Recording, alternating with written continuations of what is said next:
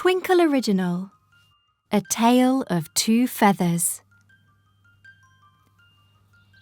Nocturnal animals: barn owl, nightingale, corncrake, nightjar, hedgehog, dormouse, badger, moth, fox, polecat.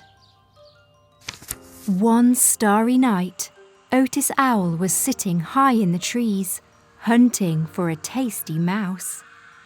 Suddenly, he spotted a shiny blue feather. "I've never seen this sort of feather before," he thought. "I wonder who it belongs to." He asked his friend Nabila Nightjar, "Have you seen any birds with feathers like this?" "I've never seen this sort of feather before," said Nabila. "Why don't you ask Nigel Nightingale?" Otis took the feather to his friend Nigel Nightingale. "Have you seen any birds with feathers like this?" he asked. "I've never seen this sort of feather before," said Nigel. "Why don't you ask Candy's corncrake?" Otis flew to see his friend Candy's corncrake. "Have you seen any birds with feathers like this?" he asked. "I've never seen this sort of feather before," said Candice. "Why don't you get some rest and search some more tomorrow night?" The sun was starting to rise, and the night was nearly over. Otis returned to his tree and settled down to sleep. That morning, Kingfisher was sitting by the river, searching for a delicious minnow. Suddenly, she spotted a stripy white feather. "I don't know any birds with feathers like this," she thought. "I wonder where it came from." She asked her friend Wilma Woodpecker, "Do you know who might have dropped this feather?"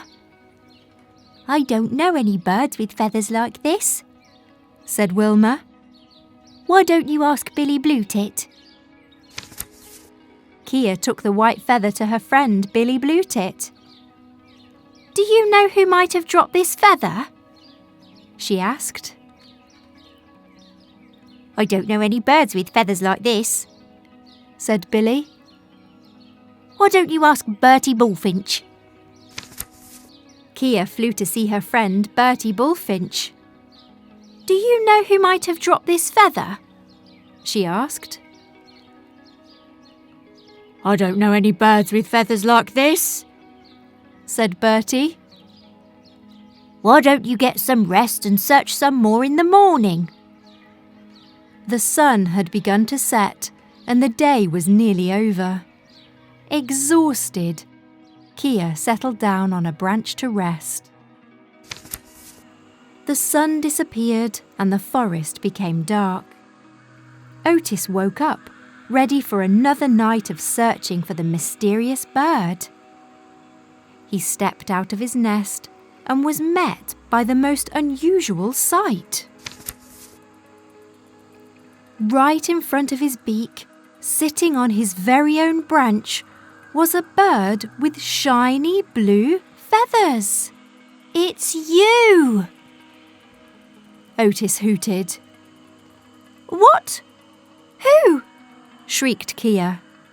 She stared at the bird that had interrupted her sleep.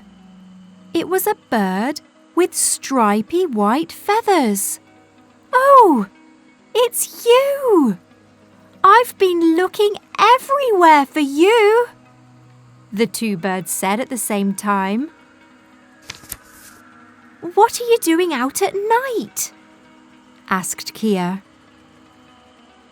"Well, this is when I am awake," said Otis, confused. "Awake at night?" said Kia. "But then what do you do during the day?" "Well, I sleep. Of course, said Otis. Suddenly the mystery was solved. This was why they had never met before. Otis had always thought that everyone slept during the day, while Kia had not realised that some animals only come out at night. Come on, said Otis. Let me show you my world. The two new friends flew through the forest, feeling very glad to have finally found each other. Wow! Gasped Kia. Everything looks so different at night time. I can't wait to see what it looks like in the daylight, said Otis. Let's meet again tomorrow, suggested Kia, and I can show you my world. Diurnal animals: Kingfisher, bullfinch, blue tit, woodpecker, butterfly, squirrel, ladybird, bee.